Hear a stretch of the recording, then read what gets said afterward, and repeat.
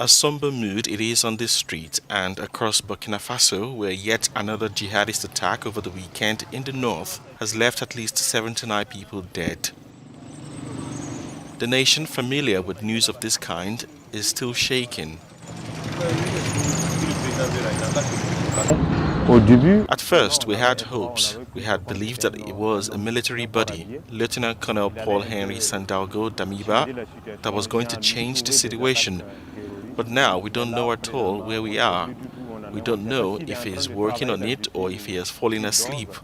I don't know, but it's too slow. The new government, after the military seized power in January, said that they came to fight terrorism. We're still waiting. It is not a question of trust. They have to be up to it. They have to prove to us that they have taken up arms for good reasons. The attack is the deadliest since the military seized power in January over frustration at failures to stem the insurgency. If the people once thought the dark days of large-scale jihadist attacks were long gone, the latest is a reminder that the threat is still present and brutal. Diodon Zungrana is the director of a daily newspaper in the country. People applauded the military takeover because people said to themselves that that's it. Those are the people who are committed to the task, to fight against terrorism, and that they've taken power, so they thought they would end it all. But 4.5 months later, alas, the population has become disillusioned because the future is still not positive. And today we have the impression that the Hydra is gaining even more ground. Burkina Faso on Monday began 3 days of mourning. Nearly 5,000 people have died over the last 2 years in the country because of violence blamed on Islamic extremists. Ethiopia's Prime Minister Abiy Ahmed on Tuesday spoke publicly about the possibility of peace negotiations with Tigrayan rebels who have been locked in a 19-month war with federal forces. Dispelling speculation that secret talks were already underway with the Tigray People's Liberation Front, TPLF, Abiy confirmed that his government had instituted a committee to examine the possibility of holding negotiations. There is no simple negotiation. A committee has been established to study how we might conduct talks, and they are examining it, the possibility of holding negotiations, but they haven't reported back to the executives yet, hopefully within 14 to 15 days. The conflict has driven hundreds of thousands of people to the brink of famine, displaced more than 2 million, and left more than 9 million in need of food aid.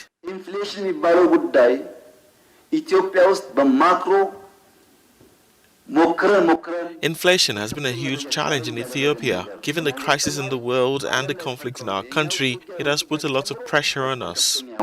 The conflict began in November 2020 when the government sent federal troops into Tigray to topple the TPLF, saying it was in response to rebel attacks on army camps.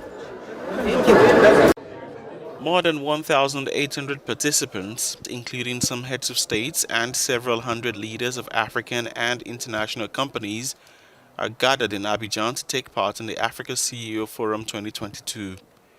The edition, which kicked off on Monday, comes at a time when the world in general, and Africa in particular, is going through great shocks. Frederic Moury, managing director of Join AFRICA and organizer of the forum, shared some insight on the current situation.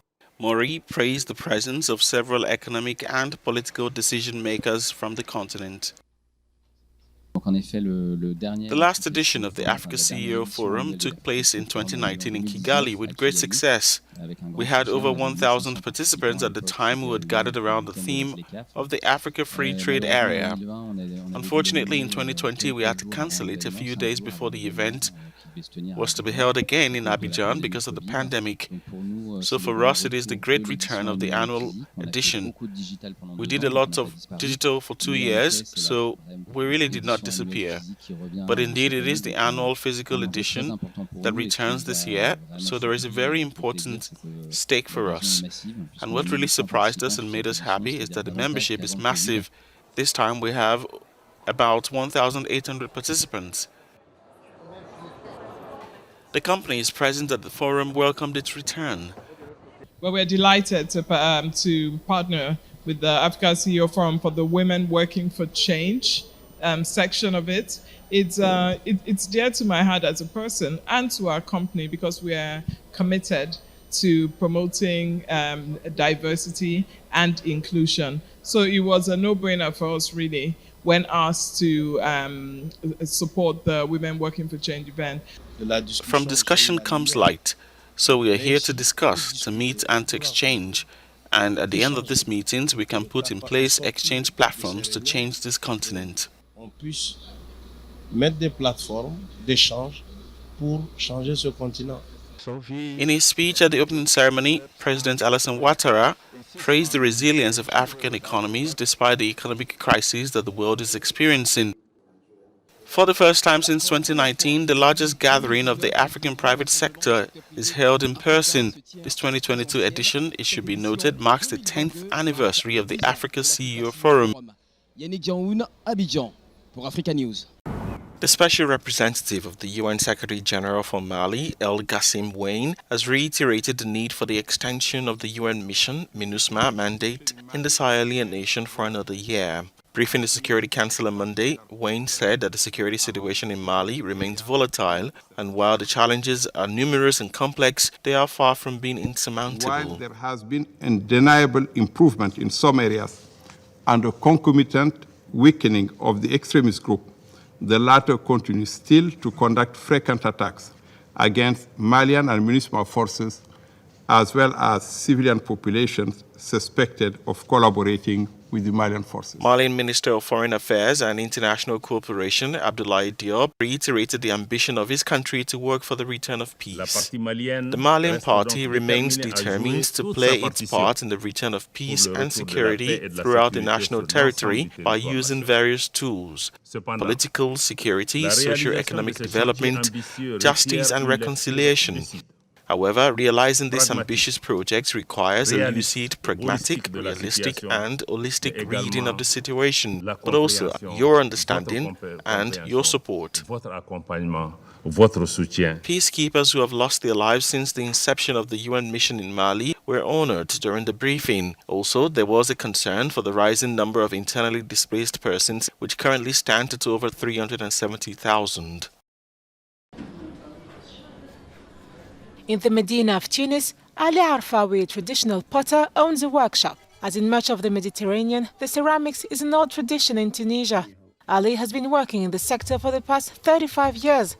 As always, everything starts when he sits before his table and gets a bare clay plate in his hands. Take the example of this plate. I have nothing in mind. It's when I start working that the idea comes. At the very beginning, I don't know what I'm going to do. As soon as I pick up the piece, the idea of what I'm going to do comes quickly.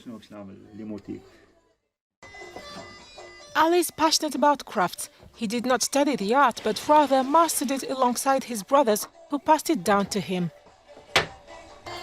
He hand decorates everyday life objects ranging from plates, pots and tableware.